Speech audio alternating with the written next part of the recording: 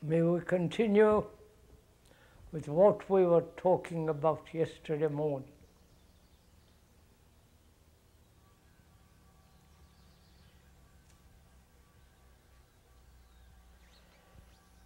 We've got the next three talks rather, today and next Saturday and Sunday. We have to cover a great deal of ground.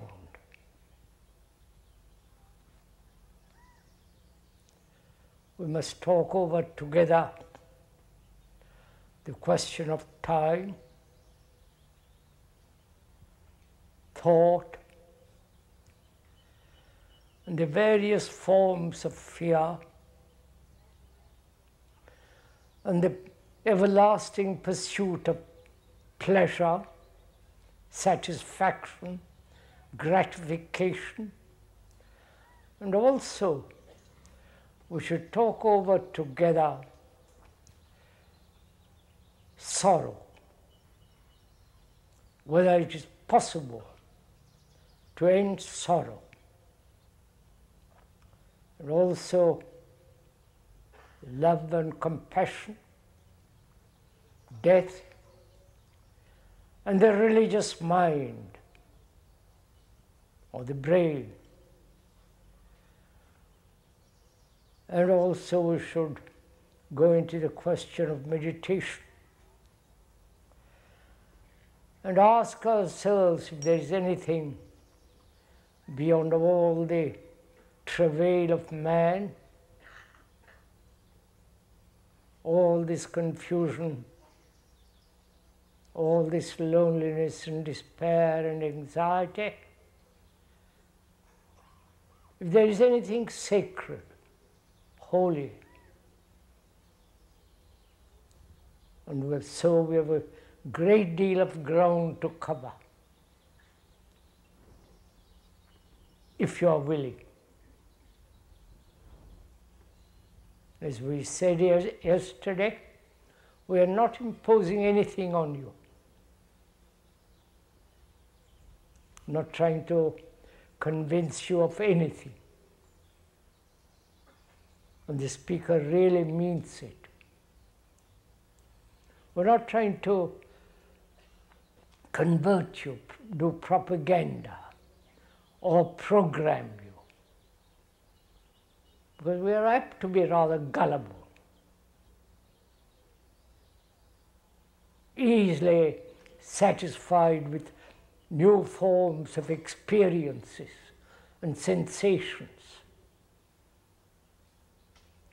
So we should together, not that the speaker is the only talker, but together, you and the speaker, going to look into all these matters, not only verbally or analytically, which is comparatively easy,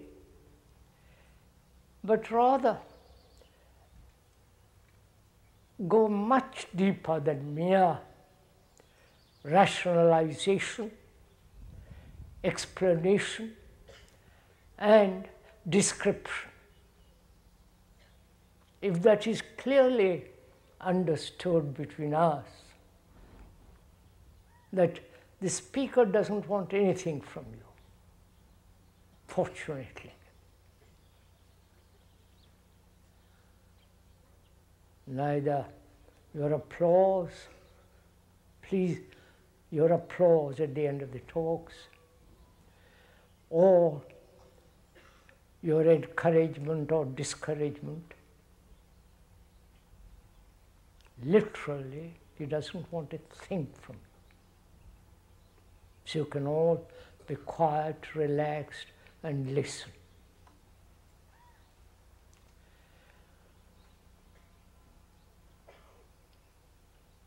It has been one of our problems, perhaps for many, many millennia, the question of guilt. It's important to understand this question. Why human beings throughout the world have this sense of guilt.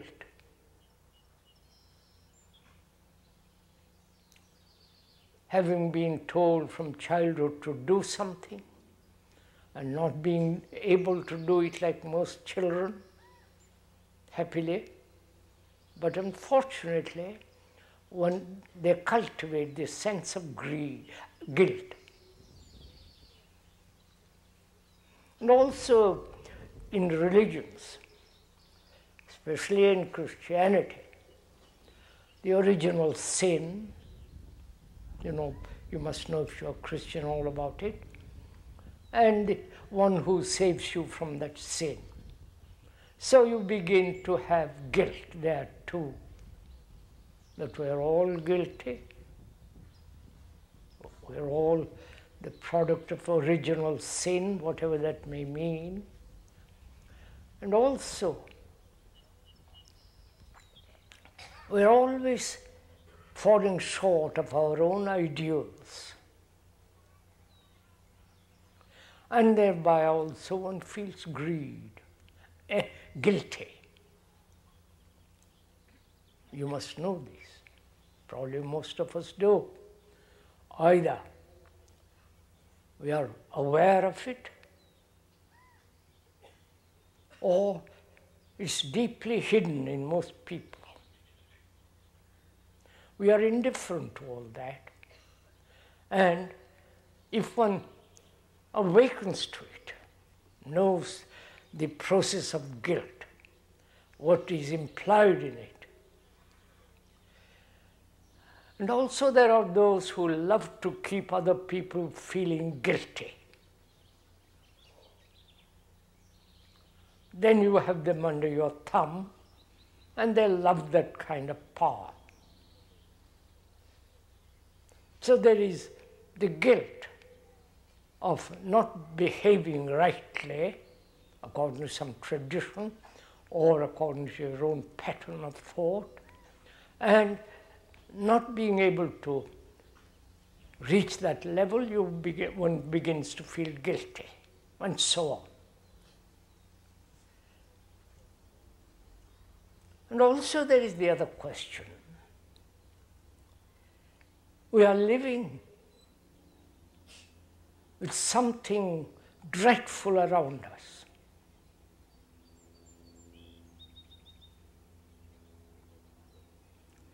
Something very, very ugly.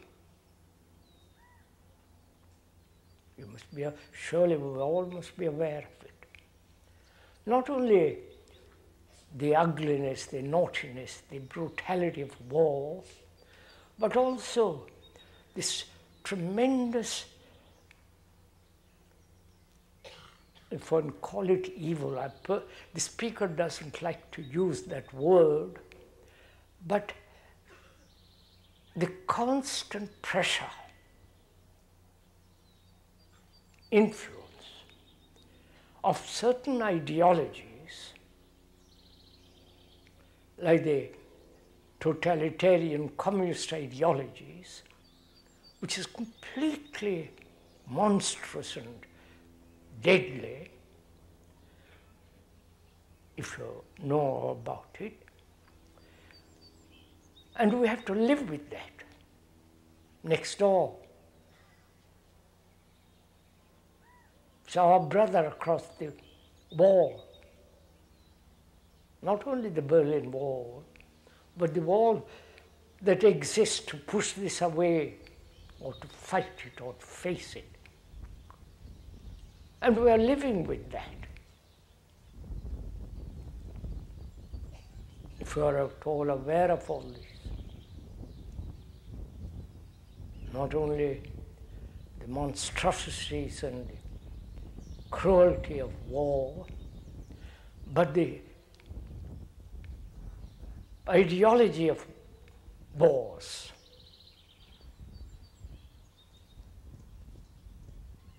And how do we meet that? Not only as individuals, but collectively,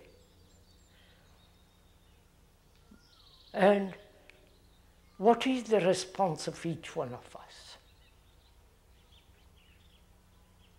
We are living with something in the world that is becoming more and more ugly, more and more destructive, tyrannical. This is happening the world over. It's just in certain spots of the world. It's gradually this creeping. And what is our response to all that? Is it indifference? Is it we don't care what happens in the other field? Is it that we don't want to face all this? And if we do face it, what can we do?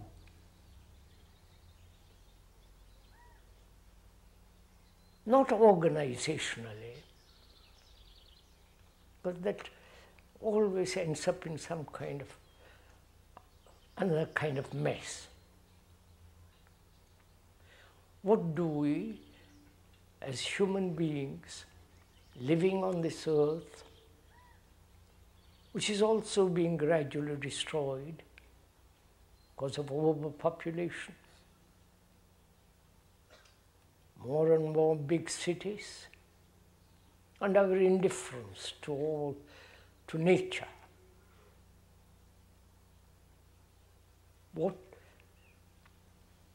What is our responsibility to all this?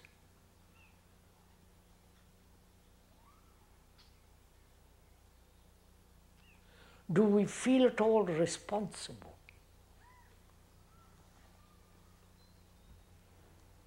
Responsible in the sense not only to your wife or husband or to your family, but to the rest of mankind,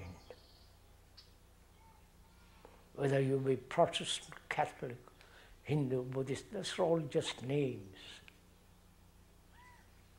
labels, without much depth.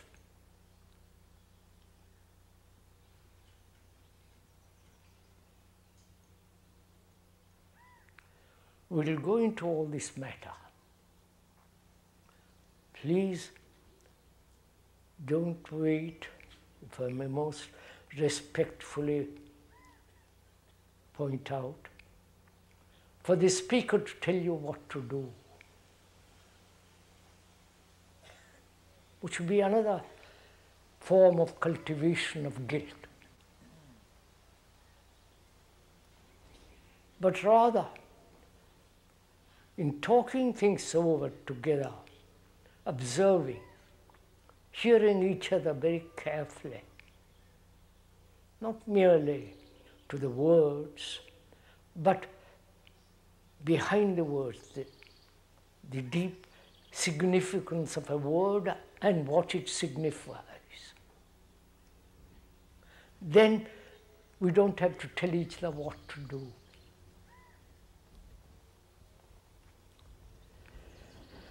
So there is guilt, and there is the thing with which we are living daily.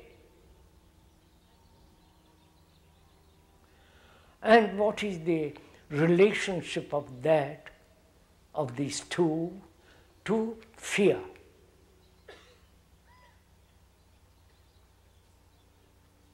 And in the inquiring into this question of fear, that which is brutal, terrible that is happening in the world, and also our own sense of inadequacy,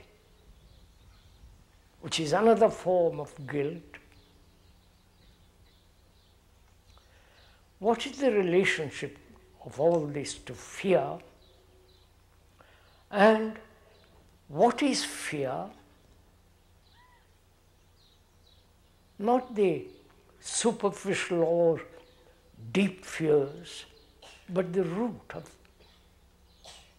the not only the trunk of it, but the many, many branches of it. What is the root of it? So we're going to inquire not only into time, because time is related to fear, as we shall go into it. What is time by which we live today, tomorrow, the past, the future, and also what is thinking?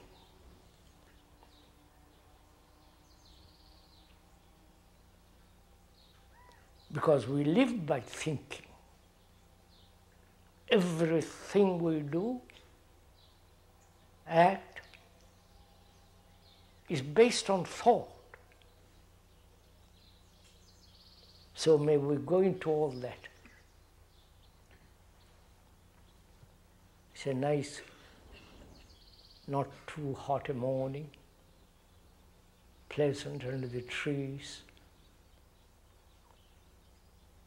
and a rather cool breeze which one hopes you will not mind. And it is rather convenient to go to sleep here.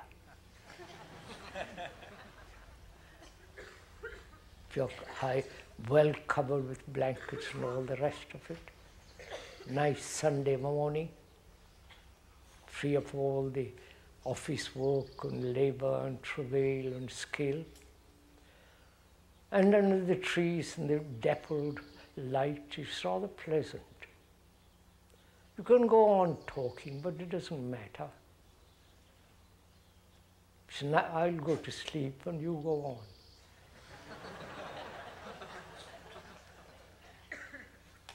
If that is what you want, go to sleep. But if we are serious, earnest, which we must be, because this is one of the crises we have come to. It's no longer mere entertainment, no longer mere intellectual game, or seeking sensation from one thing to another, or from another. We've got to face some extraordinary crisis in life. Life being our consciousness. The crisis is not in economics, political, religious, but the crisis is in our consciousness. Why we are what we are of thousands and thousands of years. That's where the crisis is. And merely to solve the economic crisis or the political crisis or the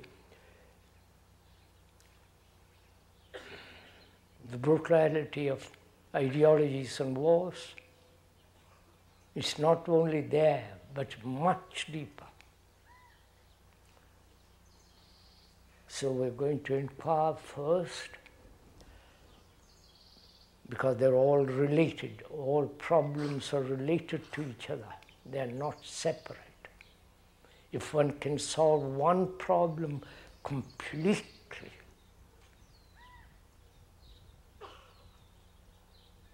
then you have solved all other problems.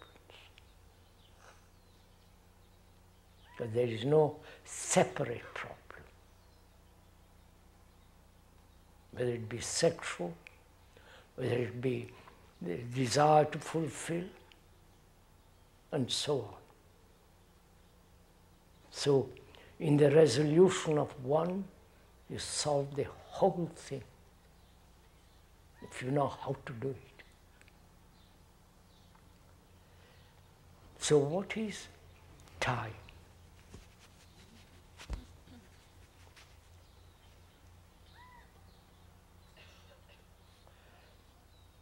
Time not only by the sunrise and the sunset, the darkness of a night and the glory of a morning.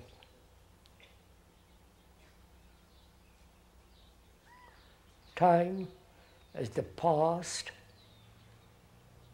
not only the past of one's own life, but the vast historical past, the story of mankind, which is the history of mankind. That's the long centuries, millennia upon millennia past. And the present. And the past modifying itself through the present becomes the future. This is the time is a cycle. It's a circle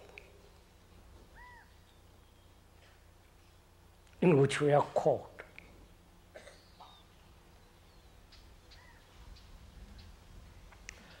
So we should look at it closely, not merely understand it intellectually, but actually go into it, if you will.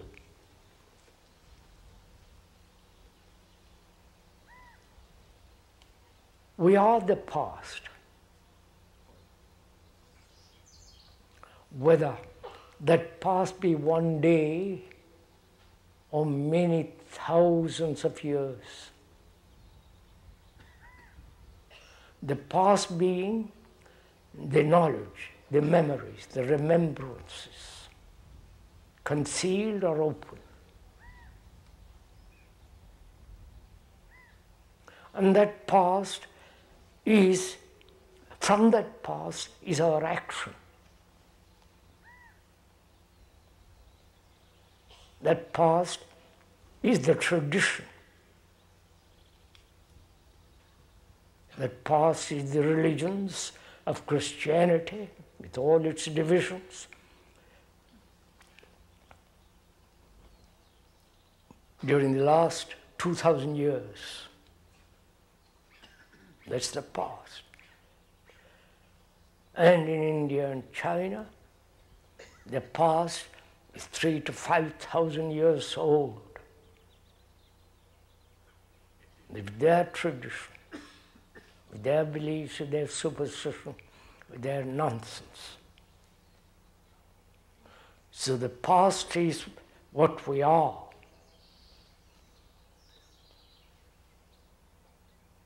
Without the past, you are not. So that past, that enormous past, weighty past, goes through the and modifies itself through the present. You can see economically the pressures change the present, which is the past. And the future, tomorrow, or the very end of one's life and beyond. Not reincarnation, we will go into all that presently. The future. That future is the modified form of the past. It's obvious.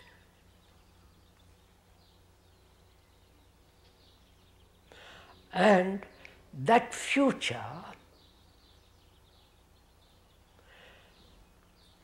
is in the now.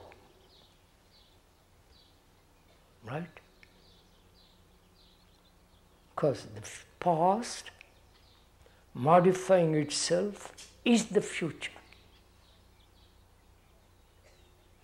And that future is now, because if I'm smoking, I'll smoke tomorrow. If I'm greedy, tomorrow I'll be greedy still. And so on. So the past is in the present. Please understand this very simple fact. This whole movement, from the past through the present, modifying itself future, and that future is now, because unless I fundamentally change, the future will be what I am now.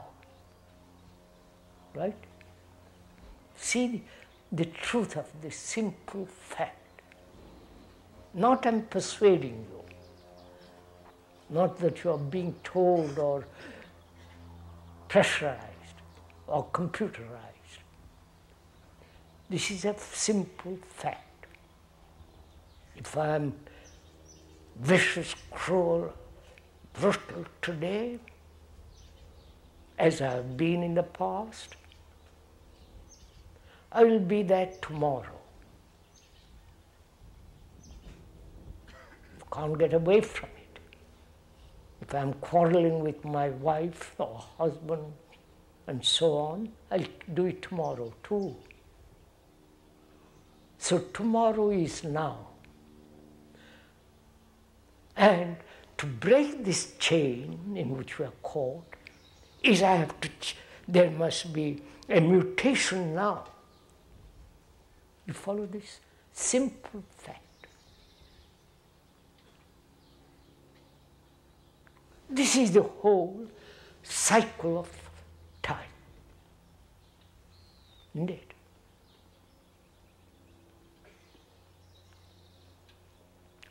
And is it possible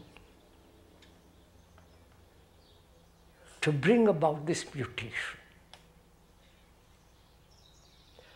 What is it that is being not transformed? The word transform means moving from one form to another form.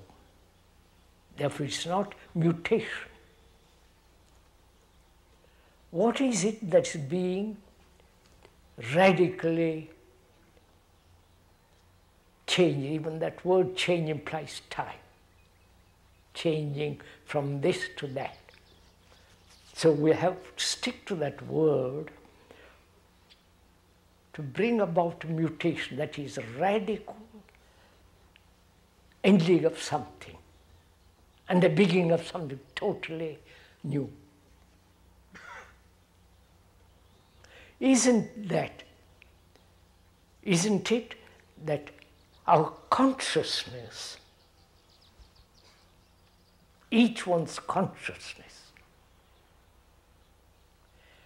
which is what we are. There are lots of books written about this stuff, but it's very simple. I don't know why people like things very complex.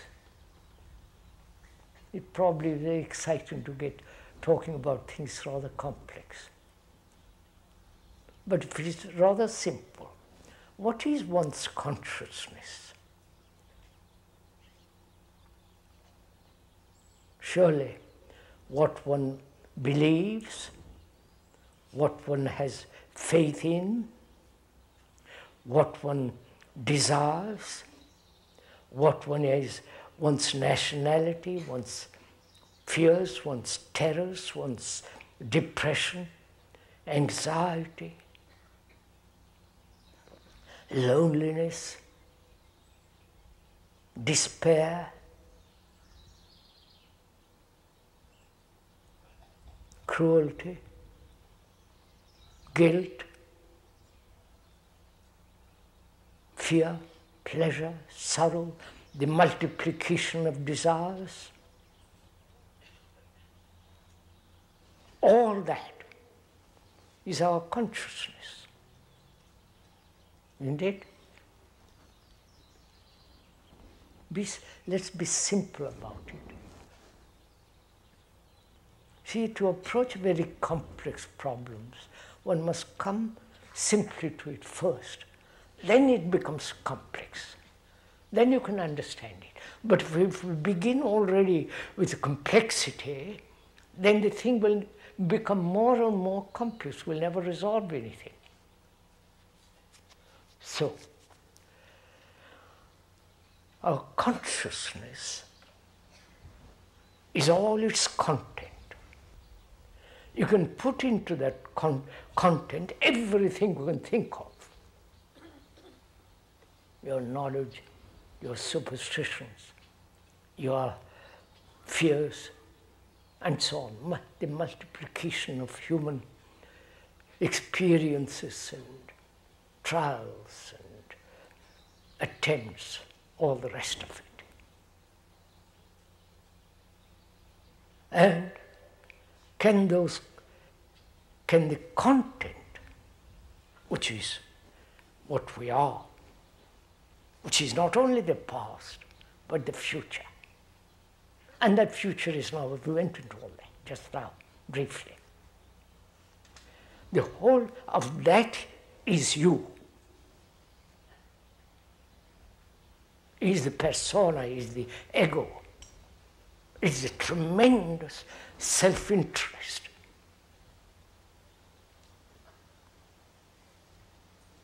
And we are asking, can that consciousness is the result of vast evolution.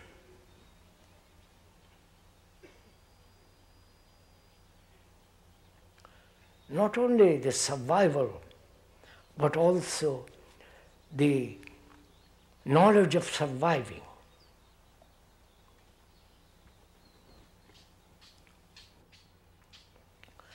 So can there be a total mutation in that consciousness? And if we rely on time, as we do, then we begin the same old pattern again. I wonder if we understand each other. The speaker recently talked, if I may most humbly point out, this is not out of vanity, I'm informing you. He talked to the United Nations. I don't know why he was invited, but he went there. And after the talk, one of the high authorities there said, I have come to the conviction rather, that after 40 years working in this organization, I have come to the conclusion that I must not kill. 40 years it took him.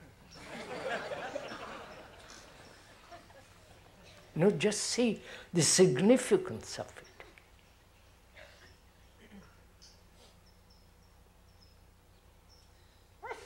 That it takes the human brain to come to some truth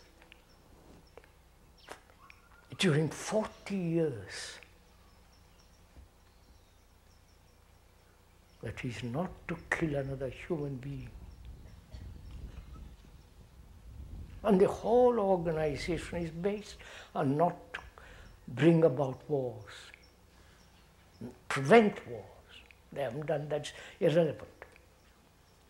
But the whole point is how the human brain refuses to face fact and act. And we think that during time will resolve everything. Time will help you to forget, and so on. So that's the nature of time. The past modifying itself through the present and continuing as the future. So the future, the past, and the present are one. Unless there is fundamental, radical ending of all that. Otherwise you will be what you are tomorrow. We are unfortunately miserable people, unhappy people.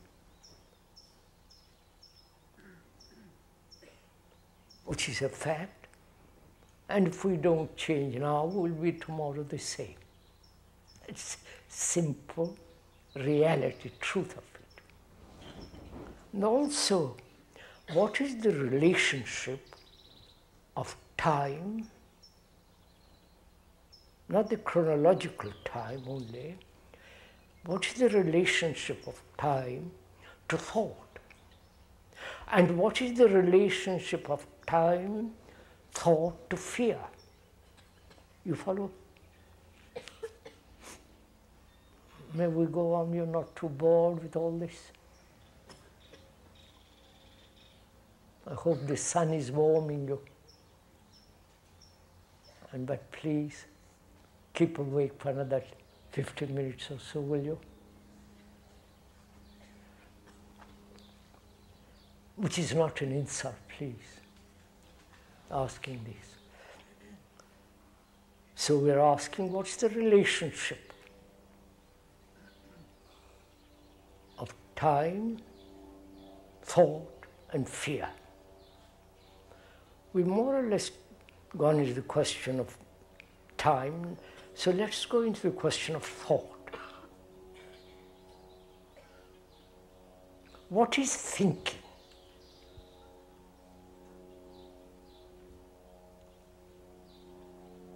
The speaker is using words to communicate what he's supposed to be thinking, and you hear the words and translate those words according to your pleasure or displeasure, or you're casually hearing, or probably don't understand English quite well, or you do understand English very well and give certain significance to those words. Right? Thinking. This is the whole process of thinking. Thought has put man on the moon. Thought has created the instruments of war. Thought has created the destruction of man.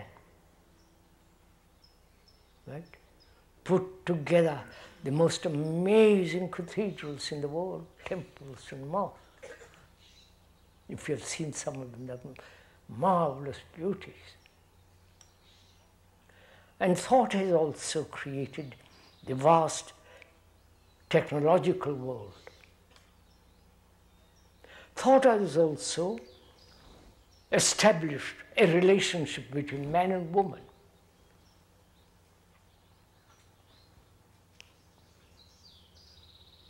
Which we'll go into presently afterwards.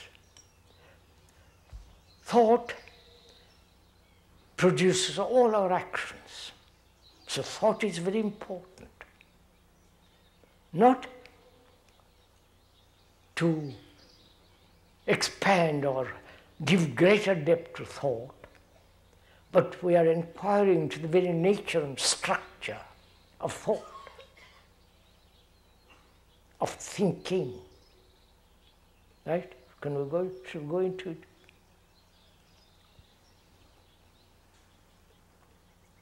You do not know, one doesn't know, the speaker doesn't know if you have really gone into this question at all.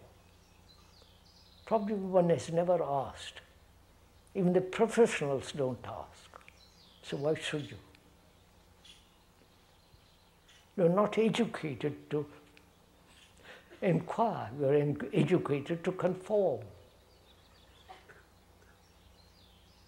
Educated to say, yes, I've memorized, I've acquired information, knowledge, and I'll get a good job or no job or whatever one does.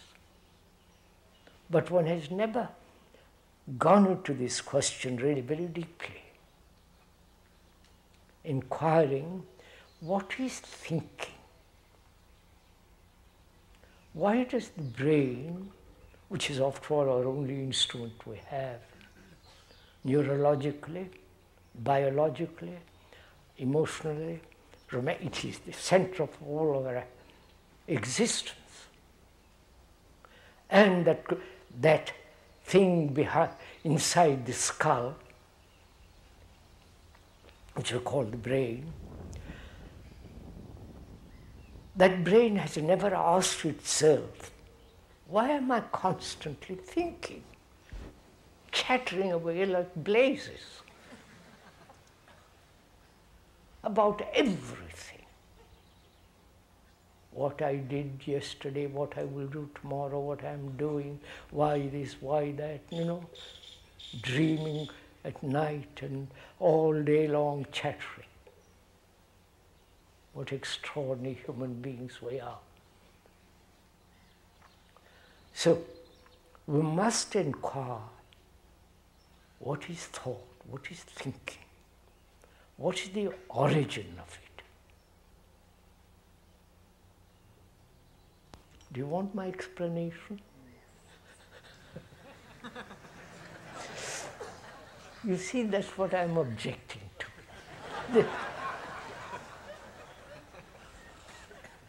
Because you are not actually inquiring. You're waiting for somebody to tell you. Therefore, he becomes the nasty guru, and you become the follower. And the speaker said, please don't do that. That's really, you destroy not only yourself, but also the one who leads you. So let's put aside all that nonsense and inquire together.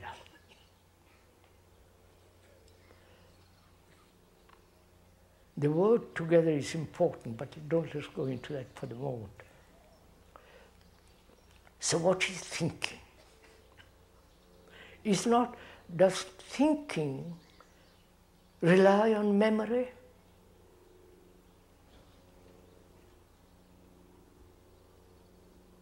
The accumulated memories, remembrances.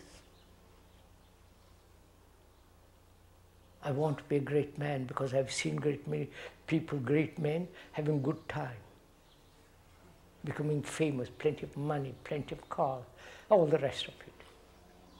So there is this vast collection of memories, not only personal, but also the remembrance of many things past, the remembrance historically, collective memories, conscious memories and deep layers of memories. Aren't we all memories? Aren't we a bundle of memories? Forgive me for using that word and putting it so limited, in a limited manner. Aren't we all memories? And what are memories based on? Please inquire with me. Don't just listen to the poor man. Go into it with the speaker. What are memories based on? Aren't they based on knowledge?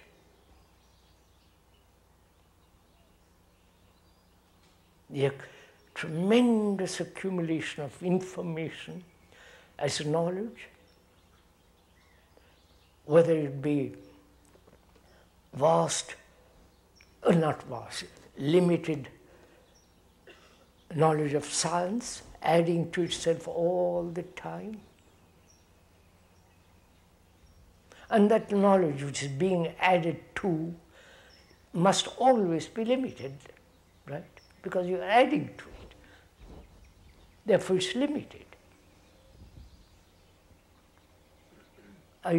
One doesn't know about aerodynamics or the astrophysics, but I'll gather.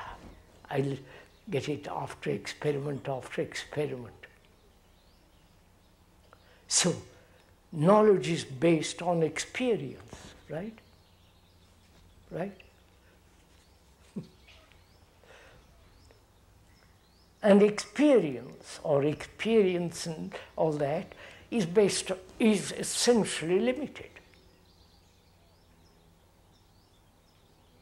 isn't it? All experience, it doesn't matter whatever experience it is, it must be limited because there is an experiencer who is experiencing. And the experiencer is the past. His memories, his accumulation, his hopes, his fears, he's wanting to be enlightened, he's wanting to be godly, he's wanting to say, I want to be popular, therefore I learn a few phrases and translate in my own way and become blah, blah, blah.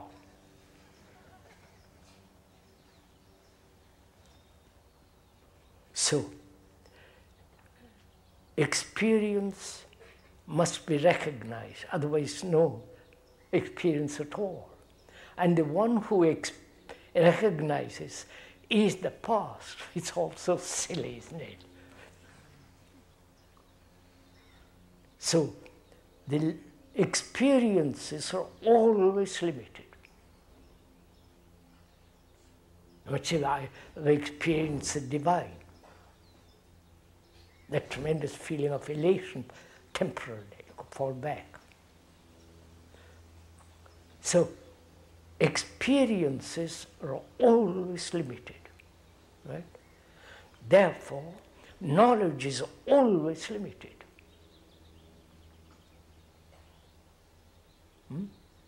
Always. In the past, or now to which that knowledge is being added to, is limited. So, memories are limited. So, thought is limited. Right? I wonder if we understand this. Actually, the truth of it, not just intellectual concept of it, or the idea of it, the truth of it, that thought will always be limited. Thought can imagine the limitless, but is still limited. Thought has invented gods all over the world for the last millennia upon millennia. Those gods are limited naturally.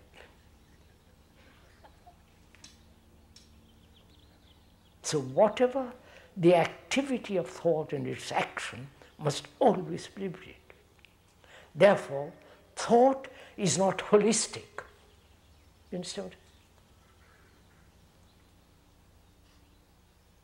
If you can realize this simple fact that the thought and the thinker are one, and therefore they're always limited. Therefore, all the religions of the world, though they say divine revelation direct from the horse's mouth, I'm not being irrelevant or cynical, but that is so. They all claim direct. And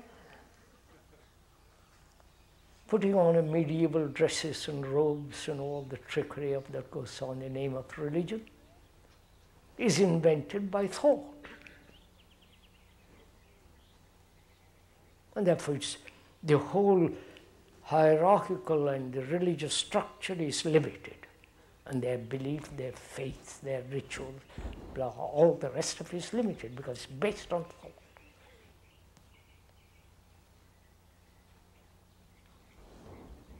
So the question arises, if you will kindly listen, is there something beyond thought? Or everything is thought? Not nature, of course. The tiger wasn't put together by thought, thank God. Or the swift gazelle. So, what is the relationship of time, thought to fear? We're talking about fear. Is there fear without time and thought? Please look at it carefully. is there a sense of fear that is not rooted in thought and time. I have done something some time ago, and I'm frightened of that, guilty. Something that I've done ugly, not straight, not excellent in its quality, and I'm ashamed of it, and I'm frightened of it. I feel guilty about it. I've lived with it. And fear of all that. Therefore, the root of fear is time and thought. Fear of what might happen. I've got a good reputation, but tomorrow you mightn't turn up.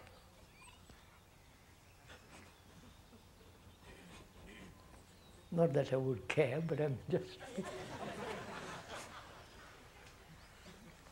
So there is always the shadow of fear with us. Shadow of this fear between man and woman, what might happen. And the ultimate fear is death. And out of this fear, all the gods are invented. So one asks, is there an end to fear? Total ending. You're asking those questions, not I, not the speaker. So, which means, is there an end to thought and time? You understand the relation? The logical sequence of all this is not only logical but factual. Is there an ending to all this process which causes fear? And one knows the results of fear, the consequences of fear. All the cruelty of, all the ugliness, the shrinking, the whole world of fear which is dark. And that breeds a great deal of neuroticism and all the rest of it. So is there an ending to all this? Not only to ask a question of that kind, the very question sounds rather silly. You can't end time. You can't end thought. Because to go to your house from here, you need thinking. To turn on the ignition, you need thinking. On Monday morning, you're going to probably an office or something like that. You need to think. So it's, to say, can thought end or time end is not the actual question. But rather to ask, do I really comprehend, understand the truth of time and thought? Because thought has its place, time has its place. But why should fear arise from thinking? You understand the question? Why should time be a factor in fear? So if I understand the whole picture, the whole design, the whole map of time, thought, guilt, or fear, then the very observation of it, you understand? The very eyes seeing, not only the eyes, but your whole being looking at it. That means giving your whole attention to this map of fear. Not one spot in the map, not one village or town or the road, but the whole map of it. Can one observe without any distortion this whole structure? Of course one can. That is to give attention to pure observation without any distortion.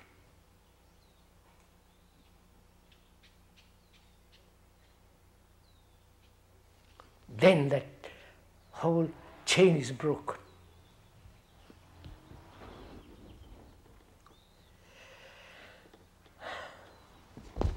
What time is it, sirs? 26 until 1. 26 until 1. 25 past. 25 minutes. Do you want me? Shall we go on a little while longer? Aren't you tired? Why not?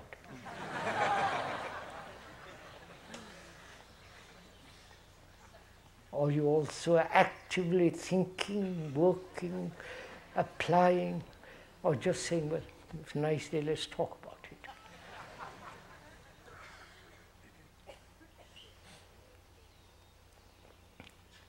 One also, in understanding fear, one should look at desire.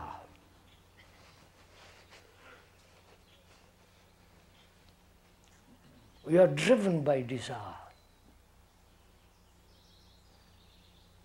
not only for God, whatever that may mean, not only for success, for power, position, for being at the center of everything, like in Washington, or in Delhi, or in London, or in Paris, or in Moscow. Or Peking, should we include Peking better?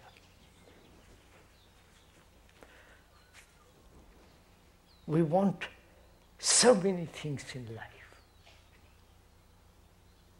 Not only physical things, good cars, good clothes, good, nice, having a nice body, nice face, nice cosmetic, you know the whole game of it.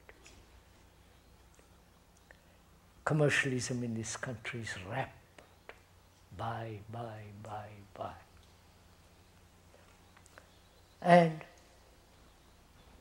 desire to be good. Desire not to hurt my closest friend, it doesn't matter if I hurt others, but somebody I nearby, and so on. We've got so many desires. To be great, to be this, to be that. And we have never asked, perhaps, what is desire? Why religions, the monks, have suppressed desire?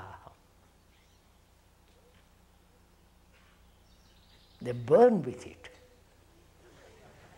but they suppress it. I was once walking, speaker was once walking behind a lot of monks in the Himalayas. Have you ever been to the Himalayas? It's a marvelous hills, marvelous mountains. It was a place where you see over nearly 400 miles across the horizon, snow-capped. Great valleys, great, marvelous blue sky, unpolluted, sharp, clear. 400 or 350 miles from range to range to range, highest peaks.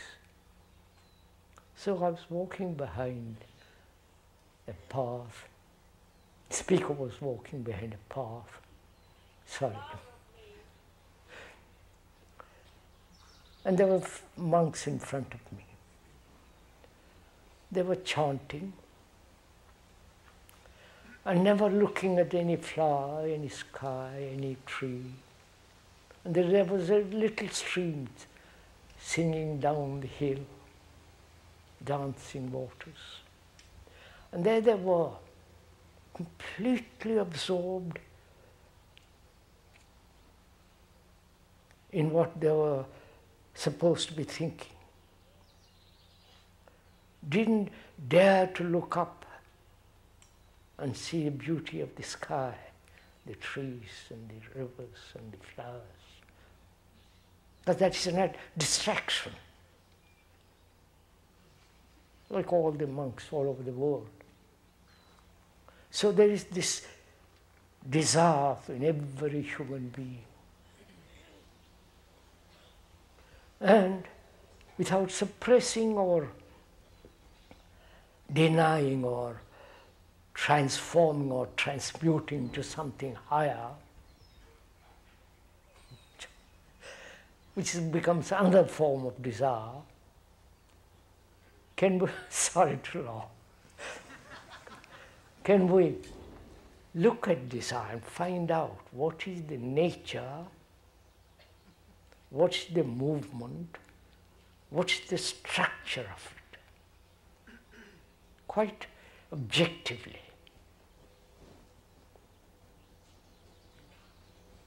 What is desire? What's the beginning of it, not the ending of it? What is the origin, the source, the movement of it? Shall we go into it? So that interests us, guys.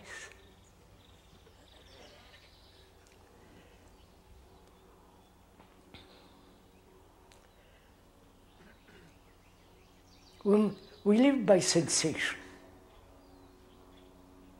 Biologically, it's necessary. Otherwise, you are paralyzed.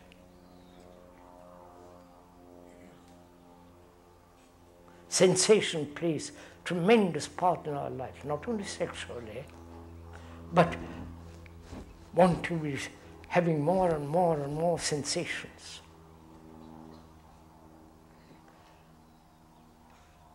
Sensation is the result of seeing. Will you kind of follow this for a little? Seeing, contact, sensation. Right?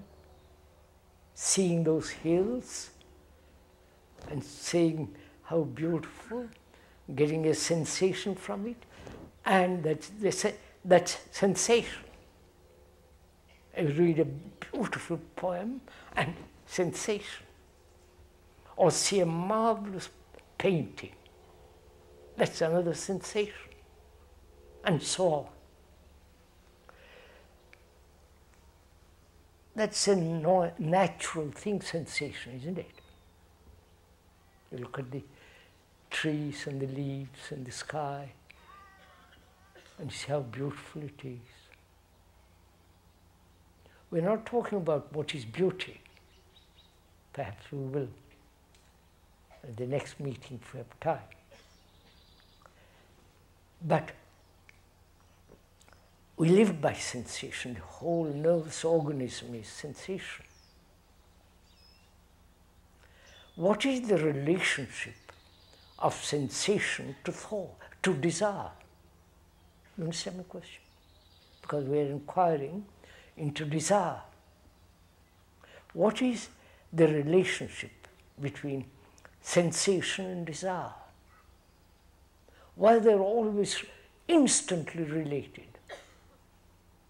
I wish I could always live under these trees with a nice house. And then desire. I must have a nice house under the tree. So what is the actual fact, the relationship, the communication between sensation and what is called desire, right? Is there an interval? Please listen. Is there an interval between sensation and the movement of desire? A gap? Or they're instant?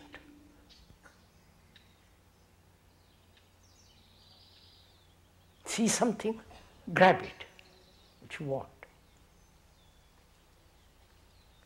So we're going to find out if there is a division, if there is a separation, if there is an interval, right?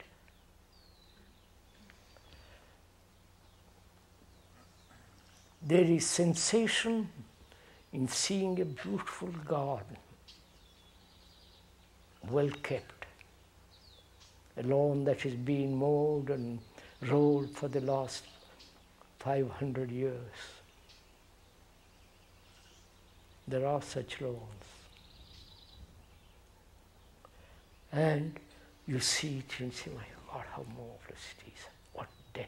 What beauty in that grass. And you wish you could have it in your backyard. So watch it, please just watch it closely. Sensation and seeing that grass, rich, heavy, deep-rooted grass. Then the sensation, then wanting it in your garden. So, that is, desire is born, please listen, the moment, the second, thought takes control or gives shape to sensation, right? And then at that second, desire is born. You follow? That is, seeing that lawn protected behind walls, and seeing it, the sensation, and thought saying, I wish I had that. At that second, desire is there. You understand? Right? Now we're asking, can there be a movement, an interval between the sensation and thought giving it a shape, an image? You understand? That is sensation, which is natural, seeing that beautiful grass, that field, that lawn. And then thought comes in and says, I wish I had it. At that second, desire is. Right? That's the truth. So we're asking, can these two be separate for a while?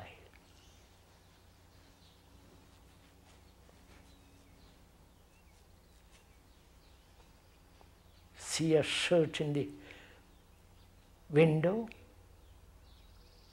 go and touch it and say, wow, beautiful material it is, and not leave it. We don't leave it there.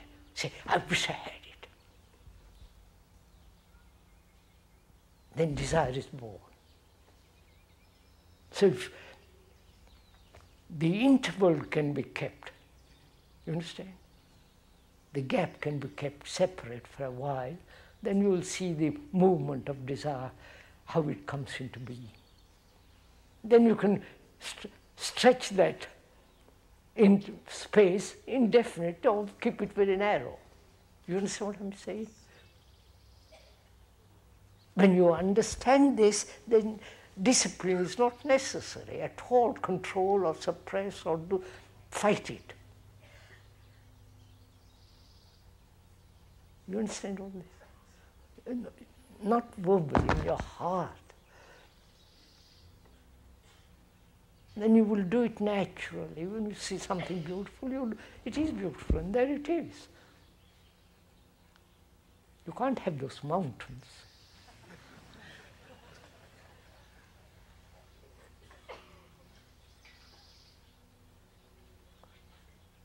No, that beautiful lawn. One can look at it, admire it, and say how lovely and feel it. That requires great alertness, awareness, a sense of deep attention to it. But we rarely give all that, except for money or for pleasure.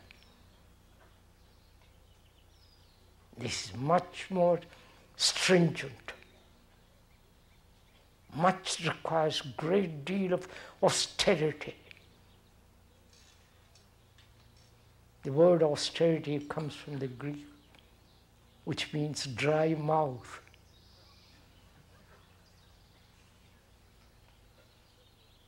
And then we have translated all that kind of austere, few clothes and, 1 meal a day and all that stuff. But austerity is something tremendous, not the trivial stuff. To be so attentive to this movement of sensation and desire, and all the things we have talked about, to watch it very carefully, see every thought in you, not give in, not let it go by without understanding why it arose, what its cause, what you follow. That is real austerity.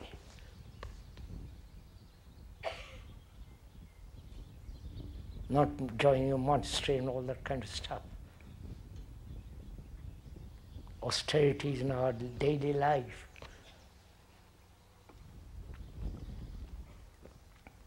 So we've talked about all this. Tuesday and Thursday will be questions. And next Saturday and Sunday we'll talk about other things. Pleasure, sorrow, pain, and all the implications of loneliness, death if we have time, and what is religion, what is the religious mind. Is there something which thought has not touched at all? The limitless, the immense, the nameless, which is not an invitation for you to come. It's part of our life. Not all the buying and selling, going to office every day of one's life, conflict and all that. One must also give one's energy to find this out.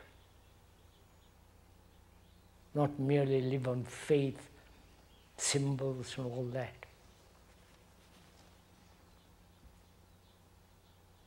So perhaps we'll see each other day after tomorrow or next Saturday and Sunday.